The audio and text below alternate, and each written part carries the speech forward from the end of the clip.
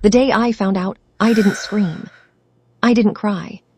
I just sat there at my own kitchen table and realized that every good thing in my life had been built on a lie. And the two people who built it were the two people I trusted most in this world. My name is Claire Holloway. I'm 33 years old.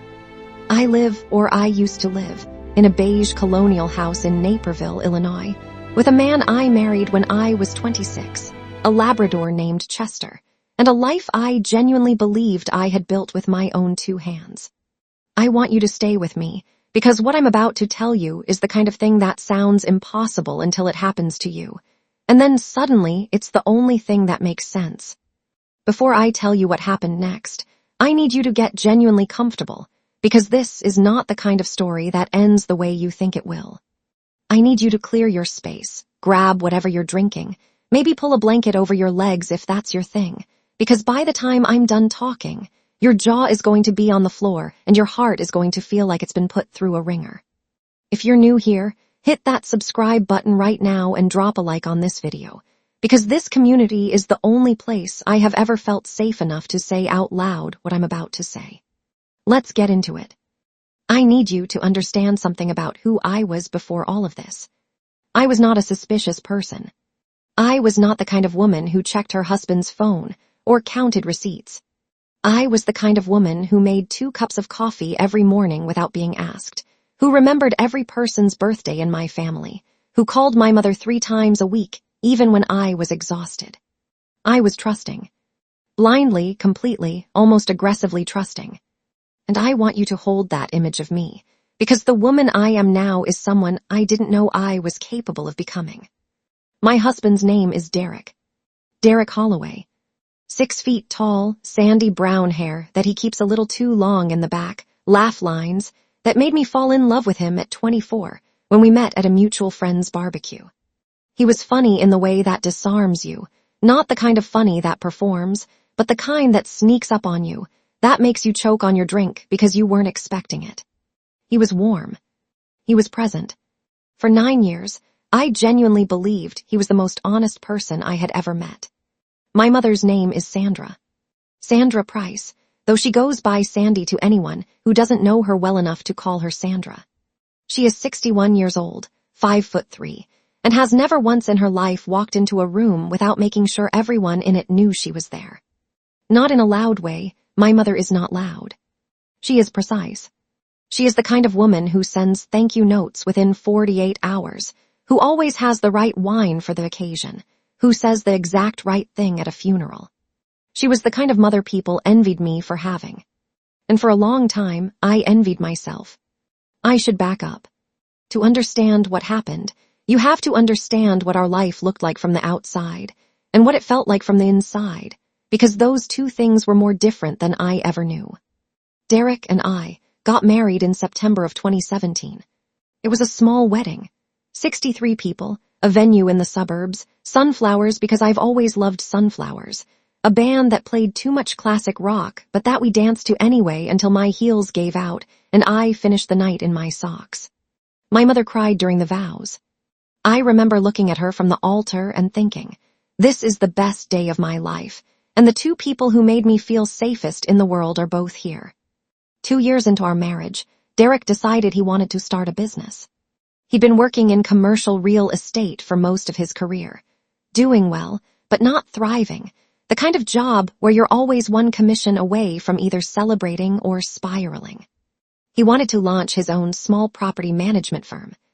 Not flashy, not ambitious in a Hollywood way.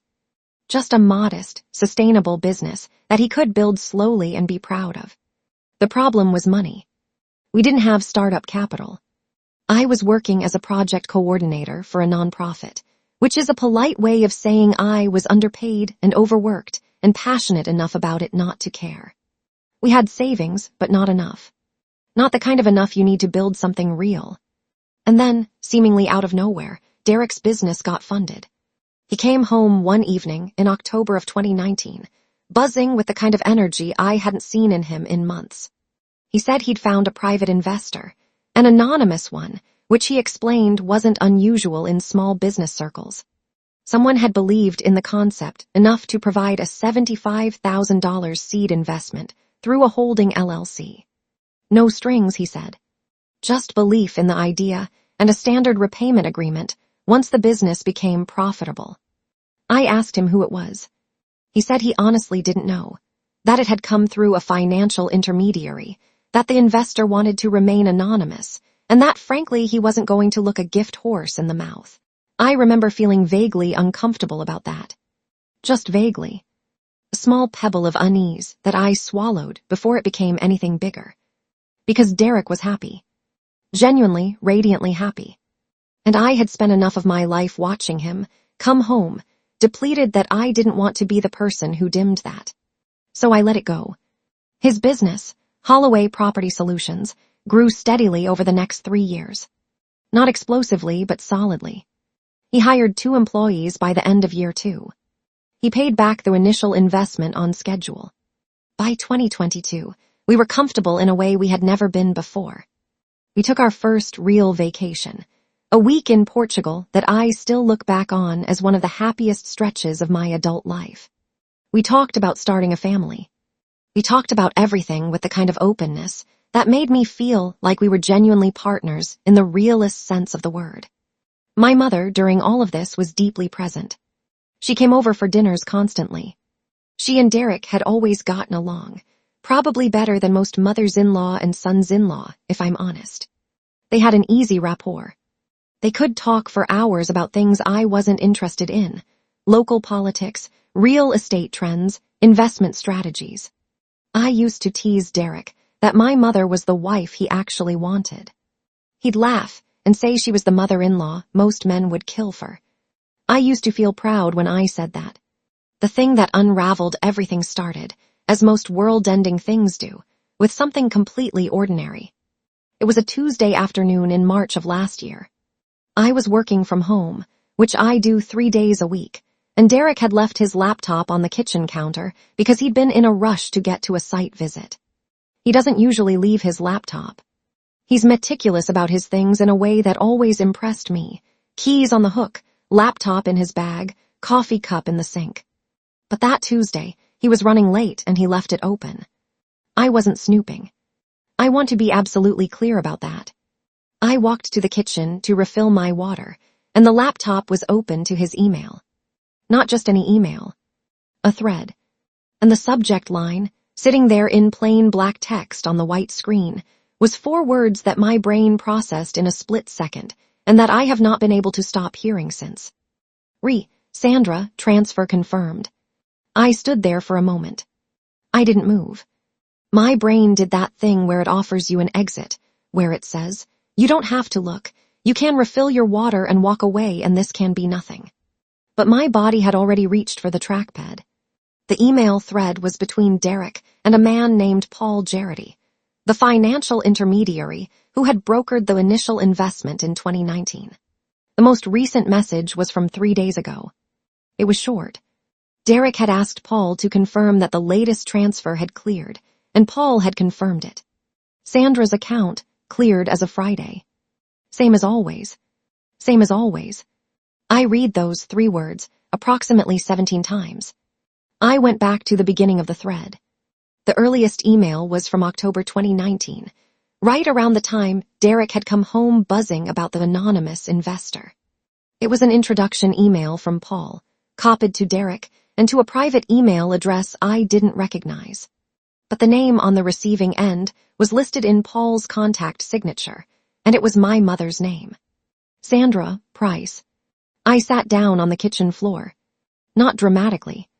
Not in the way you see in movies, where someone collapses against the cabinets and slides down slowly. I just sat down because my legs stopped working and the floor was there. My mother had been the anonymous investor.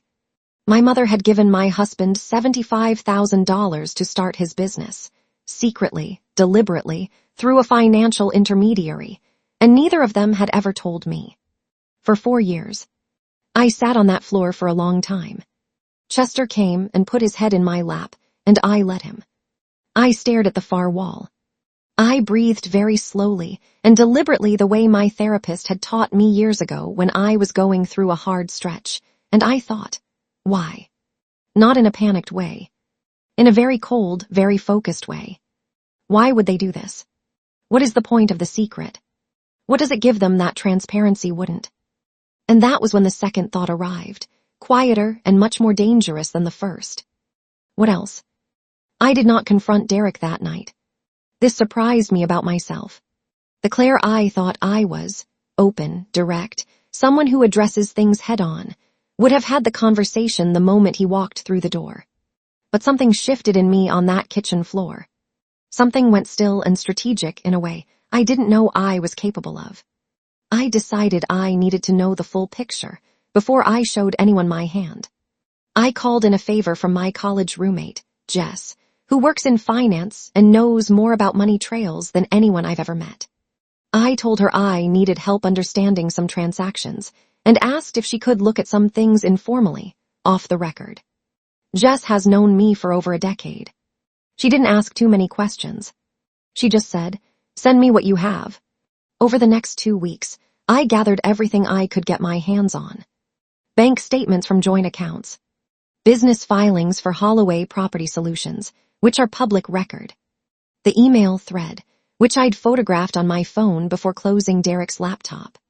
And a few things I found in Derek's filing cabinet in the office, a room I technically had access to, but almost never entered because Derek managed our finances, and I had, for years, trusted him entirely to do so. What Jess found over the course of those 2 weeks rearranged my entire understanding of my own life. The $75,000 initial investment was only the beginning. My mother had been funneling money into Derek's business consistently, smaller amounts routed through the LLC, listed as consulting fees and advisory retainers in the business filings. Over 4 years, the total amount was just over $210,000. $210,000. My mother had been financially propping up my husband's business, our livelihood, our stability, the foundation of our entire adult life together, for 4 years without telling me. And Derek had known from the beginning.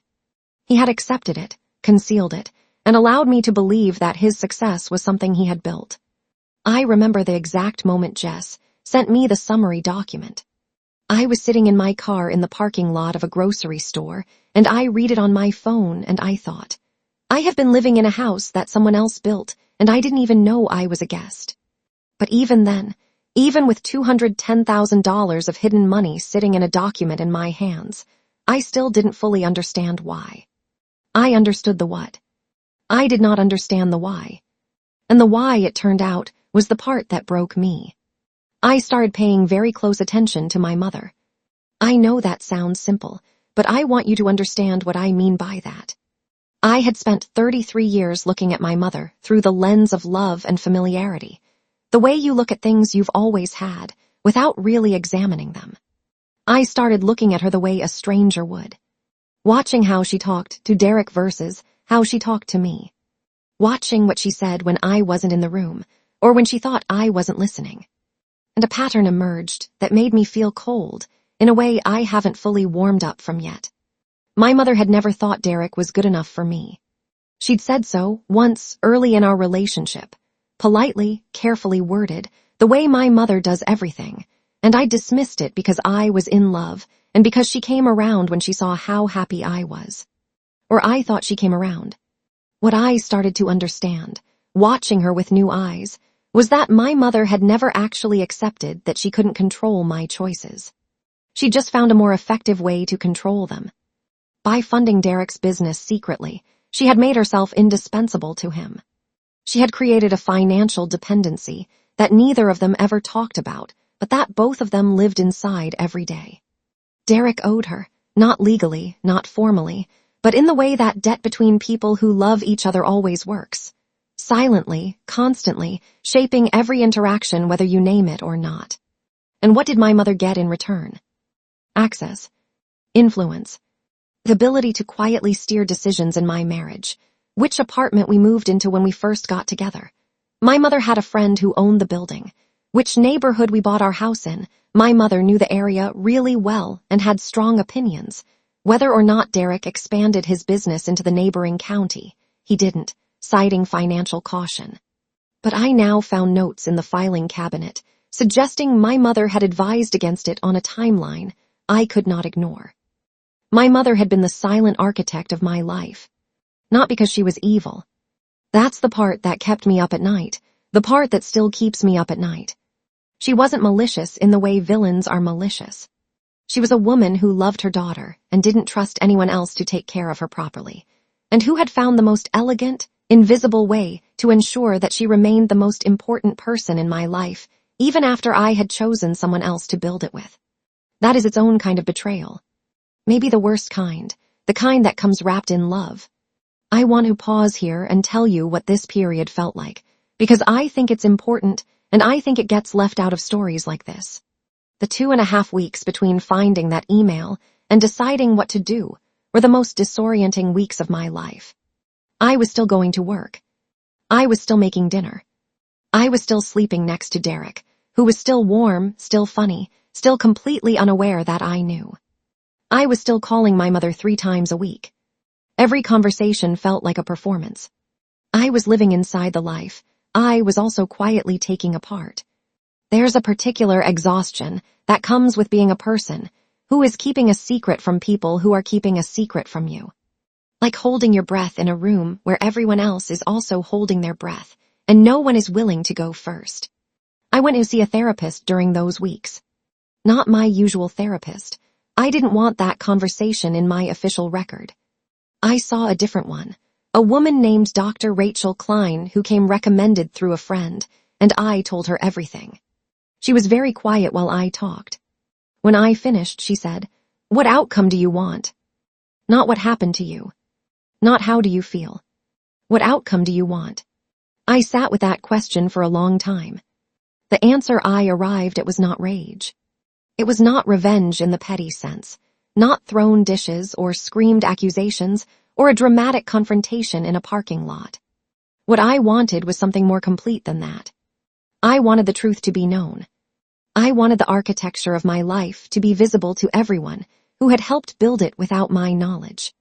I wanted my mother to have to reckon with what she'd done in front of the person she'd done it to.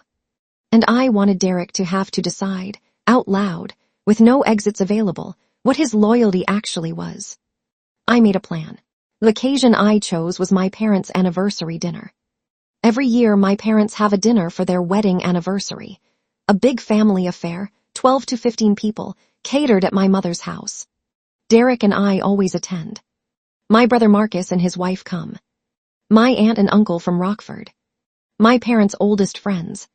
It is the event my mother takes most seriously of any event in the year. She plans it for weeks. She is always, for that one evening, the most composed version of herself. I decided I wanted the truth to arrive there. In that room. At her table. In the weeks leading up to the dinner, I did 3 things. First, I met with a lawyer. Not to file anything, not yet, but to understand my options and to have documentation of everything Jess had found properly organized and legally formatted.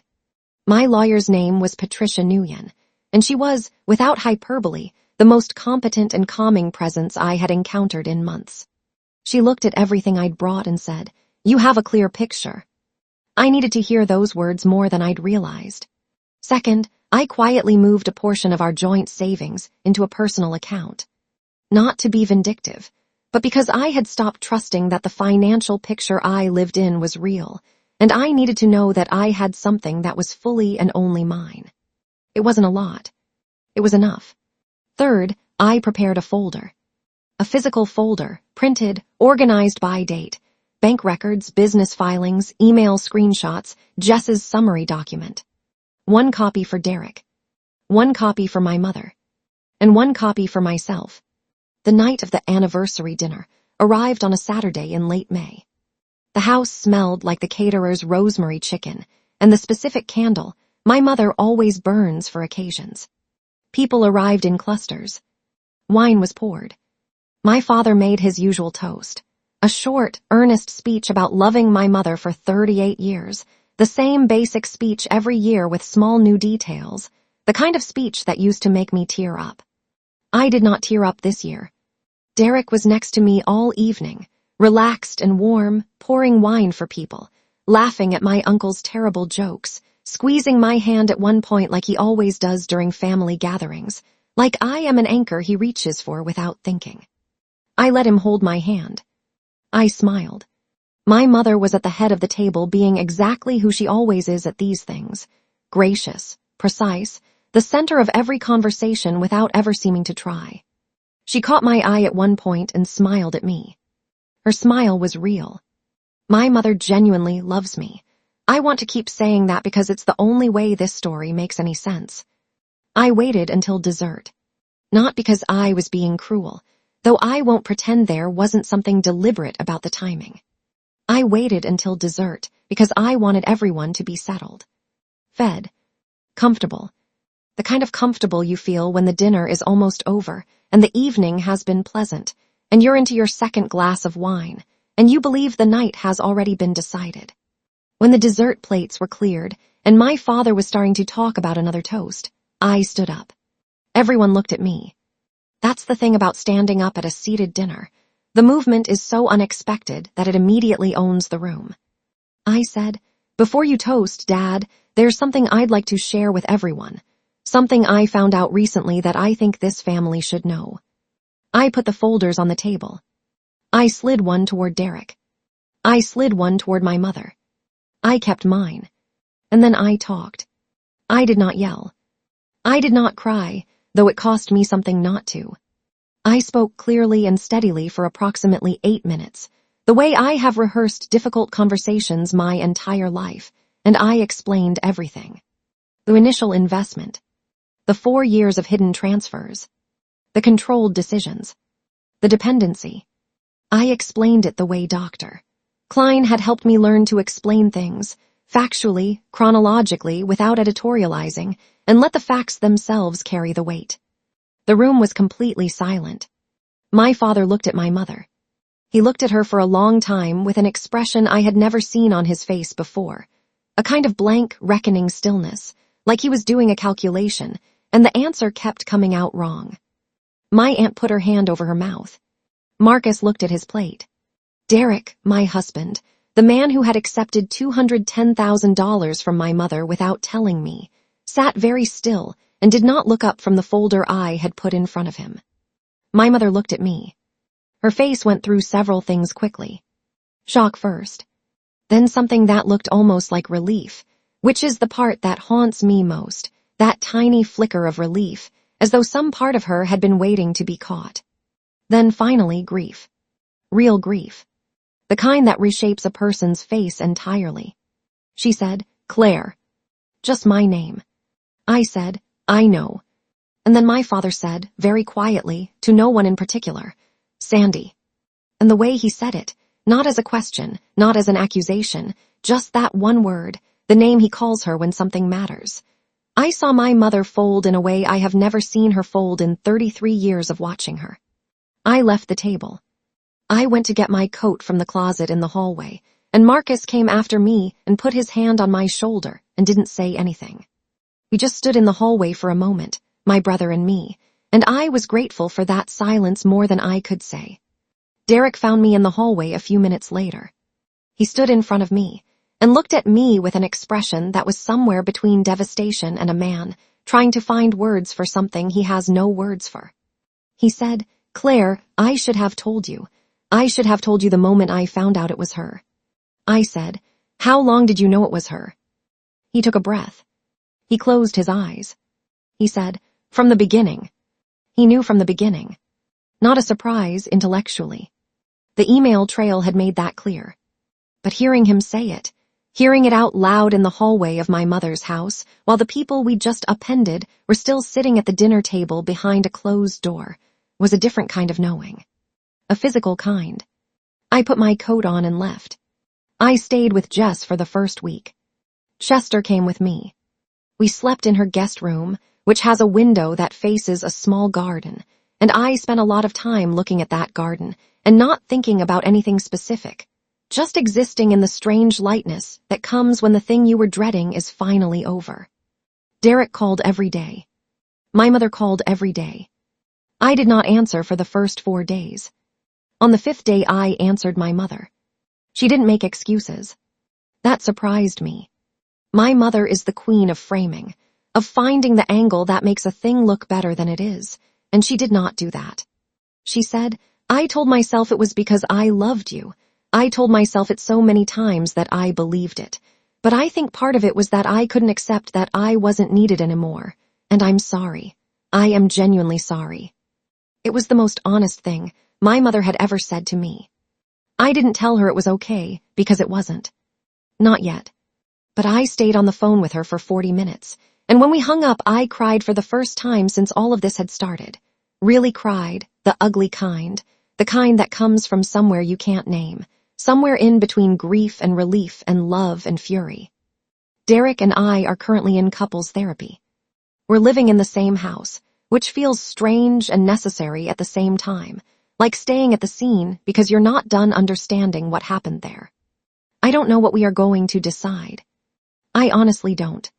I know I loved him. I know he loves me. I also know that love and honesty are not the same thing, and that for 9 years I was given one but not always the other. My mother and I talk twice a week now instead of 3 times. That one call removed per week is doing a lot of work. It is a boundary so small that it's almost invisible, and yet every time I choose not to call on that 3rd day, I feel myself reclaiming something. A room in myself that I hadn't realized she'd been living in. My father has been seeing a therapist of his own, which is something he never would have done a year ago. He told Marcus he had his own things to process. I respect him for that. What I want to say to anyone who is listening, anyone who has ever trusted people completely, fully, without reservation, is this: your trust is not a flaw. Being the person who believed is not the thing you need to fix. The story I am in right now is not a story about my naivety. It is a story about what some people do with the softness in the people they love, how they mistake tenderness for permission. I am still soft in most of the ways that matter.